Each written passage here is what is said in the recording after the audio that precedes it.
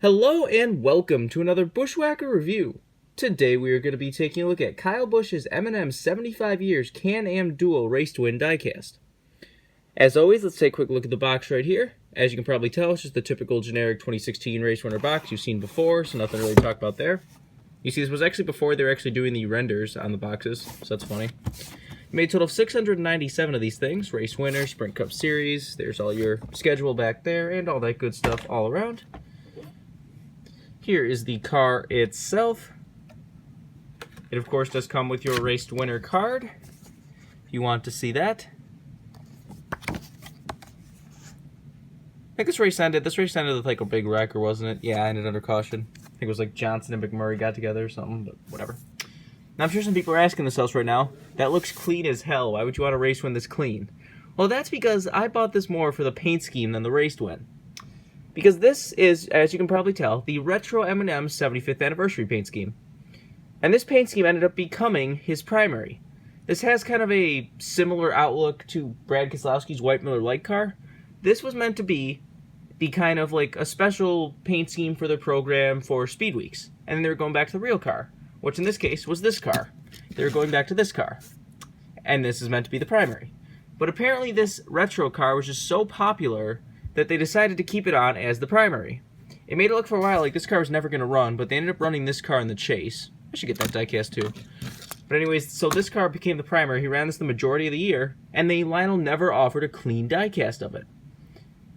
Even during the All-Star race in 2016, he had one that had a 75 on the door that was kind of the like, M&M 75 in brown. And I was like, oh, maybe they were just waiting to offer the special version like that. Nope, still no. I don't know what the deal was with that, but they just didn't want to offer it. So the only way to get this retro 75th anniversary paint scheme is either this car or the Martinsville win.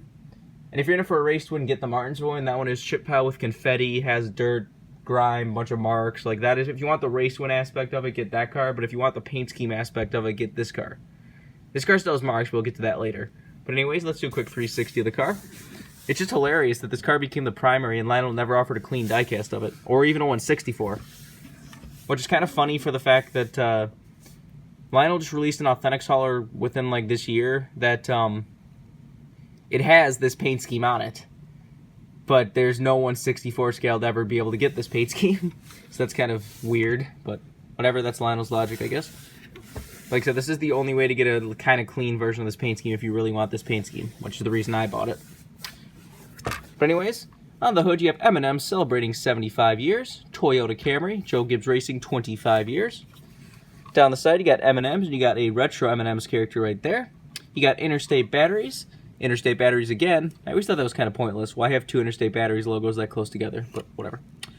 Down there, you got Doosan, Mac Tools, Freightliner, Seaman, Lincoln Welders, that like NAACA or whatever, and Sherman-Williams. You got NOS and Stanley on the C post.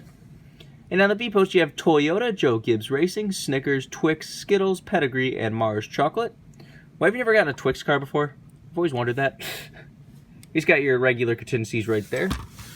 On the back, you have Kroger and M&M's 75 years, 1941 to 2016.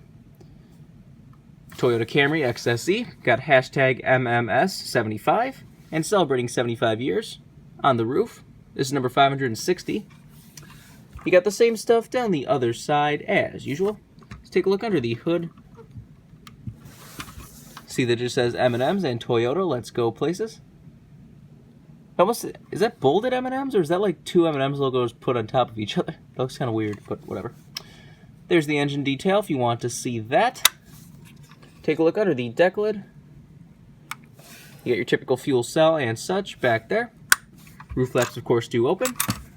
And there's the underside of the car if you want to see that. Now let's get down to damage. As you can probably tell by now, there's really not much. I mean, you can definitely see there's little black marks and tire buildup. You got some tape that is completely around the little hood pins. Just down the right side, you see you got like a few little like typical details you would see. You got like the rivets on the side skirt. You got little like some of the like marks they used to type wear, some little like whatever you want to call these things. The little yellow dots and such. See the exhaust decal is blacked out and burnt off a little bit. But like I said, if you want if you're looking this for a race to win purpose, this is definitely not a car for anyone because this is not race at all. But So you got some more of those little marks, just some more dirt. That thing's slightly to the left of it. But like I said, you know, this is more for the paint scheme than it is for the race win. They actually put the roof patch on there. That's cool. Seems to be kind of half and half on that for some reason. Like, they'll put it on some cars, and on other cars they won't, and they never really have a reason why, but whatever. See, the tires are raced too, but, you know, like I said, the Duel win is not exactly a beating and banging 500-mile race there, so cars are never really dirty for that. That's why most Duel wins just get DNP. They usually only get made if it's a cash cow driver or whatever. The only really popular ones I can remember beyond this one is probably the Casey Kane 2010 with the, you know, Olympics car.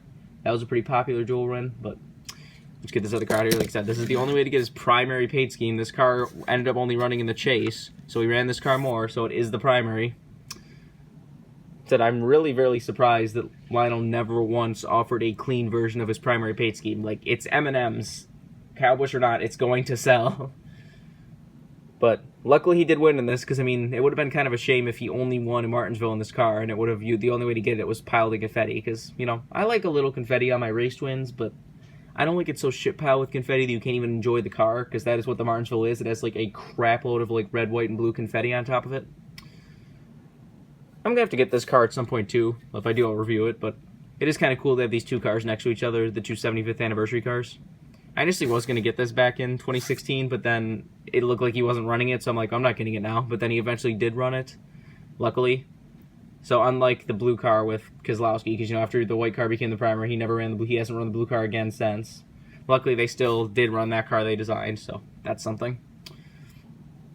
If you want this card, it's definitely pretty rare. Both this and the Martinsville win has pretty much disappeared. They usually go for at least like 100, so you're going to have to buy it if you want it, and it's not going to be a cheap one, but it is definitely cool, you know, 75th anniversary M&Ms with the M&Ms retro characters and everything. It is a cool car. But I think there's all to say. This has been a review of Kyle Busch's M&M's 75 years Duel win. Hope you enjoyed, and thanks for watching.